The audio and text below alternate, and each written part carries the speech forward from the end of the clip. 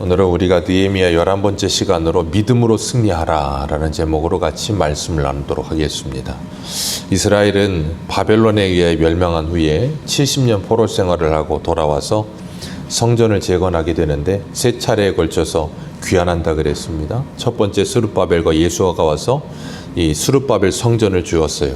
짓다가 중간에 멈춰서고 16년 멈춰 있을 동안 하나님께서 학개스가랴를 보내서 다시 성전이 재건되게 하셨고, 그리고 2차로 에스라가 와서 하나님의 말씀을 가르치며 부흥을 일으켰어요.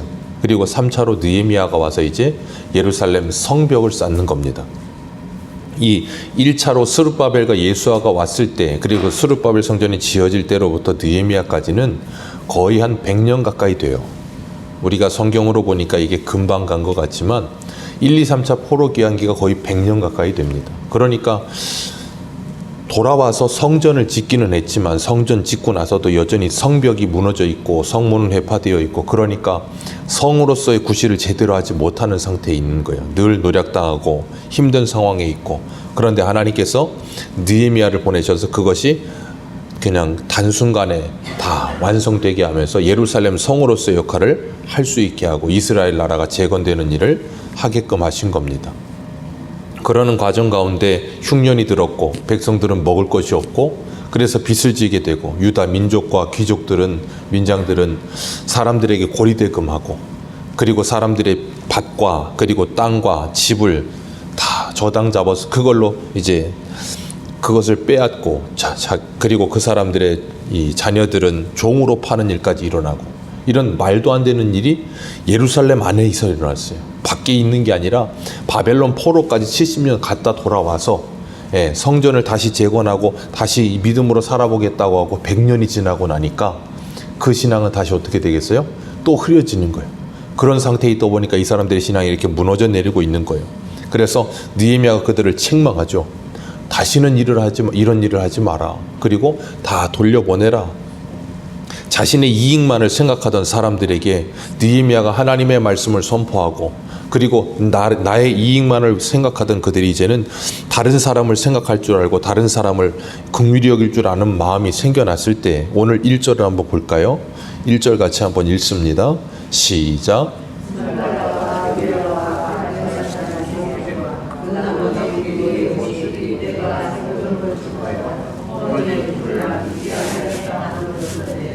그때 내가 아직 성문에 문짝을 달지 못한 때였더라. 아멘.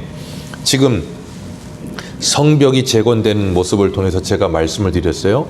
그냥 예루살렘 성의 성벽만이 재건되는 게 문제가 아니라 그 백성들의 신앙이 다시 재건되는 것이 문제라 그랬습니다.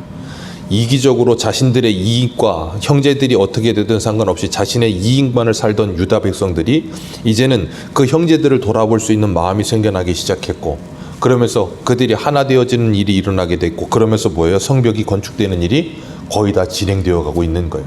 그러니까 하나님께서는 성벽이 완공되어 갈 쯤에는 이스라엘 백성들의 신앙도 어떻게 하게 하세요?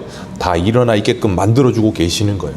그 일을 통하여서 하나님께서 이스라엘이 하나님의 나라로서의 기능을 제대로 발휘할 수 있도록 하나님이 이 일을 하고 계시는데, 문제는 그 일이 진행되면 진행될수록 사단의 역사는, 그리고 대적들의 역사는 계속된다는 거예요.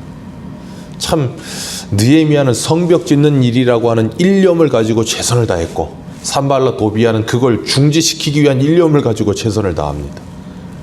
하나님의 사람을 통해 일하실 때 하나님의 사람이 충성스럽게 하나님 일을 하면 사단도 충성스럽게 자기 일을 해요. 4장에서는 유다 사람들 겁박하고 우리 이제 군사 이끌고 가서 너희들 다 무너뜨리겠다고 겁주다가 이제는 안 되니까 6장에 가서는 느헤미야를 공격합니다. 왜냐하면 리더 하나 흔들어 놓으면 다 흔들릴 거라는 걸 아는 거예요. 사단은 기가 막히게 잘 알거든요. 그러니까 옛날에 이 전쟁을 할 때도 장수가 죽으면 모든 전쟁이 끝나는 거예요.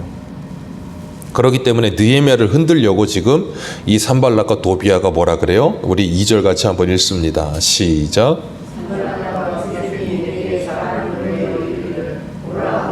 어느 평지 한 촌에서 서로 만나자 하니 실상은 나를 해하고자 함이었더라. 얘기하자고 오라는 거예요. 어느 평지는 예루살렘하고 사마리아 중간쯤 돼요. 접경 지역쯤 돼요. 거기 오라는 거예요. 거기 와서 우리 한번 대화 좀 해보자. 도대체 왜 이러고 있는지 좀 얘기해보자 그러고 있는데 대화하는 게 아니고 힐상은 뭐라고요? 느헤미야 죽이려고. 느헤미야만 없어지면 된다라고 생각한 거예요. 그렇기 때문에 느헤미야를 부르는데 느헤미야가 그들의 말에 대응하지 않죠. 나는 못 간다. 이 큰 역사하다 내가 어떻게 중지하고 너희들 만나러 가냐. 난 그럴 시간 없다는 거예요. 그러면서 그들에게 가지 않습니다. 우리가 이걸 통해서 기억해야 할 건 뭐냐면 이 오노 평지, 사마리아와 예루살렘의 중간 지역, 우리 신앙생활에 있어서 그 중간 지역은 없다는 걸 기억하시길 바랍니다. 신앙의 회색지대는 없어요. 신앙은 흑 아니면 백밖에 없습니다.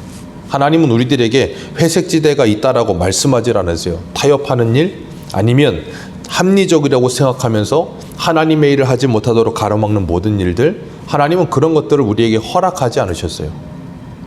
그래서 라오디아 교회에도 뭐라 그러세요? 차갑든지 더웁든지 하지 미지근하지 말라는 거예요.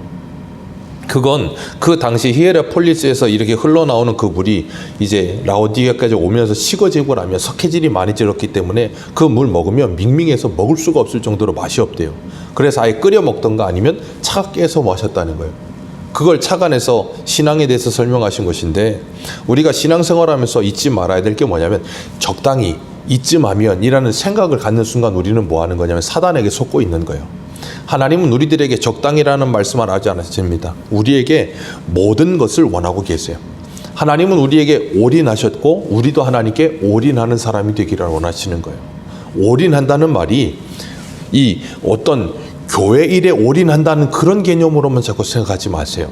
우리의 삶의 모든 부분이 하나님께 드려지는 삶의 예배가 되기를 원하신다는 거예요. 그래서 오늘 본문에 보면 4절 말씀에 그 대적들이 이 느헤미야에게 4번이나 오라고 이야기를 합니다. 근데 느헤미야가 참 기가 막힌 건 4번이나 꼭 같은 대답을 하였다라고 이야기를 해요. 아무리 말을 해도 듣질 않아요. 벽창호예요. 오라 그러는데 얘기도 안 하겠대요. 너희들하고는 얼굴도 마주보고 싫다 그러면서 그냥 느헤미야는 성벽 짓는 일에 올인하고 있어요. 그러니까 산발랏이 5번째는 어떻게 합니까? 손에 봉하지 아니한 편지를 들려서 보냈다 그랬어요. 손에 봉하지 않은 편지를 들려보냈다는 말은 뭐 하는 거예요? 그냥 열어서 볼 수 있게 해놨다 그 말이에요. 그 말은 여론전을 펼치기 위해서 그런 말 한 거예요.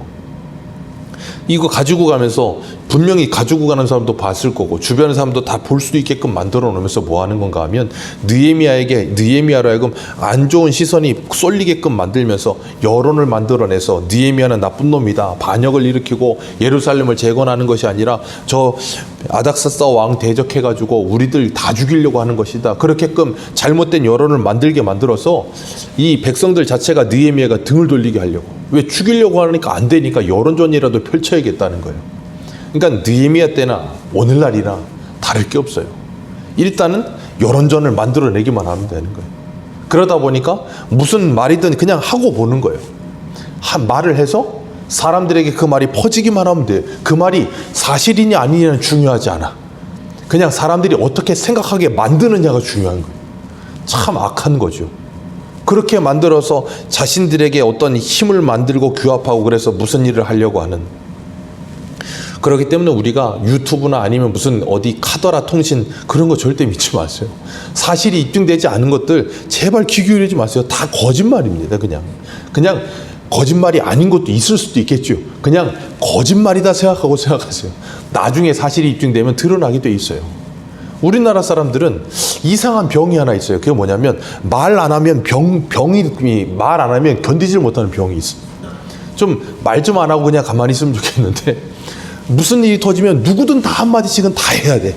말을 안 하면 큰일 나는 줄 알아. 세상에 내가 제일 똑똑한 줄 알고 나보다 똑똑한 사람은 없는 것 같아서 내가 어디든 다 말을 얹어야 돼. 다 이렇게. 그러니까 무슨 기사에도 댓글이라는 댓글은 다 쓰고 이야기는 다 하고 오죽하면 침묵은 금이라 그러겠어요. 침묵은 금입니다. 될 수 있으면 우리는 사실로 드러나지 않은 일들은 말하지 않는 게 참 중요해요.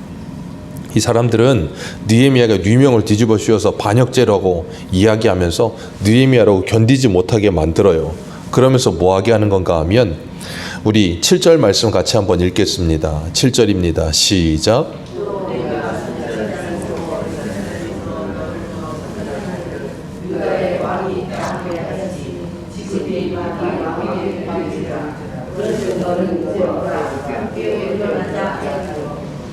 예. 자기들이 흑색선전 다 해놓고 여론전 만들어 놓고 그 다음에 뭐라 그래요? 느헤미야 걱정하는 척하면서 와라 우리 같이 의논하자. 참 어떻게 사람이 이럴 수 있는지. 그런데 그러니까 느헤미야가 8절에 뭐라 그래? 내 마음에서 지어낸 것이라 내 다 알고 있다. 그러면서 안 가겠다라고 말을 하는 거예요. 느헤미야는 그 사람들의 말이 휘둘리지 않습니다. 우리가 하나님의 말씀에 귀 기울이는 사람들은 사람의 말이 휘둘리지 않아요. 그리고 사람의 말에 속지도 않습니다. 그런데 하나님의 말씀에 집중하지 않는 사람, 하나님의 말씀이 크게 들리지 않는 사람은 이 세상의 말과 사람의 말이 크게 들리게 돼 있어요.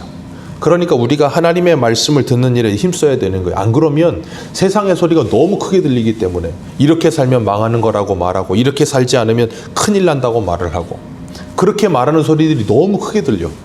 그러다 보면 그것이 진리인 것처럼 들리기 시작하고 그렇게 안 살면 내 인생은 잘못 산 인생이고 실패한 인생인 것처럼 생각이 들게끔 만들어. 기억하십시오. 그게 바로 사단의 전략이에요. 우리가 거기에 휘둘리지 않기 위해서 해야 되는 게 뭐냐면 하나님의 말씀으로 우리의 기초를 바르게 세우는 거예요. 그럴 때라야 우리가 사단의 그 유혹에 흔들리지 않아요. 그래서 우리가 어제 저녁에도 에베소서 6장에서 말씀드렸잖아요. 성령의 검 하나님의 말씀을 가지라. 그걸 가져야 흔들리지 않을 수 있어요. 이겨낼 수 있다는 거예요. 느헤미야가 그들의 말에 흔들리지 않으면서 9절에 하나님께 기도합니다. 느헤미야는 무슨 일만 있으면 기도한다 그랬죠. 9절에도 기도를 해요. 우리 9절 같이 읽습니다. 시작. 이는 그들이 다 우리를 두렵게 하고자 하여 말하기를 그들의 손이 피곤하여 역사를 중지하고 이루지 못하리라 함이라. 이제 내 손을 힘있게 하옵소서 하였더라. 느헤미야는 잘 알고 있었던 거예요. 그들이 두렵게만 만들면 사람은 참 신기해서 몸이 아프지 않아도 마음이 두렵잖아요. 아무것도 못합니다. 갑자기 겁을 집어먹으면 몸이 굳어요. 몸이 굳고 나면 뭘 하려도 제대로 되질 않아. 그 느헤미야를 죽이려고 하는 그 적들은 그걸 잘 알기 때문에 두렵게 만들어서 그들의 손에 피곤함을 느껴 역사를 하지 못하게 하자라고 했다는 거예요. 그래서 하나님께 기도하기를 뭐라 그래요? 내 손에 힘이 있게 하옵소서. 내 두려움에 겁에 집어삼켜서 내가 이것 때문에 이 일이 중단되지 않게 하시고 힘이 있어서 이 일이 끝까지 완수될 수 있도록 하나님 힘을 주옵소서라고 기도하는 거예요. 우리들도 하나님께 기도하면 하나님께서 우리의 마음과 생각을 지켜주실 줄 믿습니다. 세상에 휘둘리지 않고 하나님의 말씀을 붙들고 끝까지 갈 수 있도록 하나님께서 우리와 함께 하시겠다는 거예요. 그렇기 때문에 기도하면서 이 악한 자들의 속임수에 속으면 안 돼요. 악한 자들은 여기도 7절 보세요. 오라 우리가 함께 의논하자. 얼마나 친절합니까? 보이스피싱 얼마나 친절합니까? 나를 얼마나 위해 줍니까? 사기치는 사람들 그렇게도 나를 위해 줍니다. 이 고급 정보라고 아무한테도 알려주지 않고 이거 투자하면 뭐 몇 배가 투자 뭐 오른다고. 그러면 네가 하지. 왜 나를 알려주느냐? 네 친척을 데려다가 하지. 그런데 우리는 그런 말에 속아요. 참 우리는 연약해서 누가 나를 조금만 좋은 말 해주고 조금만 위해주면 우리는 참 그게 애정결핍이에요. 애정결핍. 하나님의 애정을 받지 못하면 사람이 애정결핍에 걸려서 누가 조금만 좋은 말 해주고 조금만 이렇게 해주면 거기에 그냥 홀랑 넘어가요. 그러지 않으려면 하나님의 사랑을 늘 받아야 돼요. 하나님의 사랑을 풍성히 받잖아요. 애정결핍에 안 걸립니다. 누가 무슨 말을 해도 거기에 혹하지 않아요. 분별력을 가지게 된다고요. 그래서 하나님께서 우리들에게 하나님의 말씀을 붙들라고 하시는 것이고 그렇게 느헤미야는 하나님을 붙들었기 때문에 하나님께 기도하는 거예요. 그리고 산발락과 도비아가 안 되니까 이제는 어떻게 합니까? 뇌물작전을 씁니다. 돈을 줘서 선지자들을 사죠. 제사장 사고 선지자 사고 그래가지고 느헤미야를 어떻게 하려고 해요? 어떻게든 성전이 지어지지 않게 하기 위해서. 그래서 10절에 보면 스마야라고 하는 사람 불러다가 그 사람이 두문부처라니까 느헤미야 찾아가요. 왜 그러냐? 그랬더니 그 사람이 하는 말이 뭐예요? 우리 적들이 와서 너를 죽이려고 하니까 성전의 외소 안에 들어가서 거기 문 닫고 숨어 있자. 안 그럼 너 죽는다. 이게 제사장입니까? 돈에 눈이 멀어서 돈 받고 느헤미야를 죽이겠다고, 나라 살리겠다고 하나님이 보낸 사람을 죽이겠다고 들고 있는 거예요. 이게 바로 예루살렘의 실정이에요. 그러니까 느헤미야가 뭐라 그래요? 내가 누구길래 거기 숨어들겠냐? 내가 그렇게 살아 뭐 하겠냐? 나는 그러지 않겠다라고 이야기하고 나서 느헤미야가 깨달았다는 거예요. 하나님이 보낸 사람 아니고 뇌물 받은 사람이구나.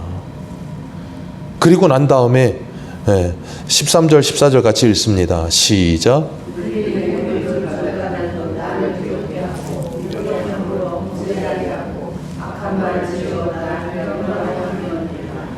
내 하나님이여 도비야와 산발락과 여선지 노아다여 그 남은 선지자들 곧 나를 두렵게 하고자 한 자들의 소용을 기억하옵소서 하였더라.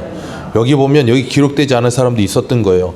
나를 두렵게 하고자 한 자들, 여선지자 노아디아도 있고, 그리고 여기 보니까 스마야도 있고, 그 외에도 더 그런 사람이 있었다는 거예요.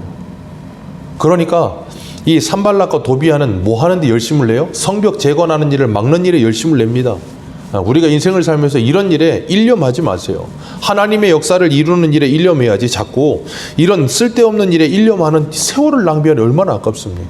그런데 악한 자들은 그런 일에 열심을 다합니다. 사단은 사단의 조종을 당하는 사람들은 하나님의 일이 되어지는 걸 결코 보질 않아요. 그러니까 계속해서 뭐예요? 그 일을 방해하는 거예요. 가정에서 가정이 하나님의 은혜 가운데 하나 되고 화목되는 일을 사단이 계속 방해합니다. 그러니까 가정 안에도 보면 늘 꼭 그렇게 한마디씩 던져서 모든 일을 자꾸 와해시키려고 하는 사람들이 있고요. 교회 안에도 그런 사람들이 있어요. 그런 사람들이 있을 때 우리는 뭐 해야 된다고요? 그런 사람들에게 휘둘리지 말고, 그 말에 휘둘리지 말고 뭐 하라고요? 하나님께 기도해야 돼요. 주님께서 로마서에 말씀하시잖아요. 원수 갚는 일은 누구에게 맡겨라? 하나님께 맡겨라. 그들에게 원수 갚으려고 하지 마라. 하나님께서 갚아주시겠다는 게 계시록에 뭐라 그랬어요? 그 금향로에다가 성도들의 기도를 다 담아서 제단의 숯불과 함께 쏟아버릴 날이 올 거라는 거예요. 하나님께서 한순간에 다 심판하시겠다는 거예요. 그렇기 때문에 우리는 그 하나님의 심판을 믿고 하나님을 의지하면서 그 원수들에게 선을 행하라. 그러면 그 머리 위에 뭘 올려놓는다고요? 핀 숯을 올려놓는 것 같으리라. 머리 위에 핀 숯을 올려보내십시오. 어떻게 되겠어요? 이거 뜨거워서 뒤어 죽죠. 그러니까 여기 핀 숯을 올려놓으면 어떻게 얼굴이 뜨거워지는 거예요. 그러니까 악을 행하는 그들에게 우리가 선을 행하여 악에게 지지 않고 선으로 악을 이기면 그들을 뭐 하게 하는 거예요? 부끄럽게 하는 거예요. 그래서 그들로 하여금 하나님을 믿게 되던가 아니면 하나님의 심판을 받게 되던가 둘 중에 하나밖에 없게 만들어 놓는 거예요. 그러니까 우리는 기억하십시오. 악을 악으로 갚는 사람들이 아니라 선으로 악을 이기는 사람들이에요. 선으로 악을 이겨 그 악인들을 부끄럽게 하는 사람들이 우리들이에요. 그렇게 승리하는 겁니다. 세상 사람들과 똑같은 방식으로 승리하는 게 아니라. 이 사람들 보십시오. 죽어라고 그 일을 방해하지만 결국은 느헤미야가 하나님을 의지하는 그 믿음을 가지고 승리해요. 그리고 나 그들이 어떻게 돼요? 그들의 모든 게 다 수고가 되는 거예요. 얼마나 부끄럽겠어요. 그들에게 뇌물 먹고 이 일을 했던 이 종교 지도자들 얼굴 들고 다니겠습니까? 얼굴 못 들고 다녀요. 하나님이 그렇게 만드시겠다는 거예요. 오늘도 우리가 그 하나님의 말씀을 붙드시고 하나님의 사랑을 받으시고 이 세상을 살아가시면서 세상 앞에 우리가 하나님의 말씀대로 살려고 하는 그 하나님의 일을 가로막는 모든 대적들을 믿음으로 승리하시기를 주님의 이름으로 축복합니다. 기도하겠습니다.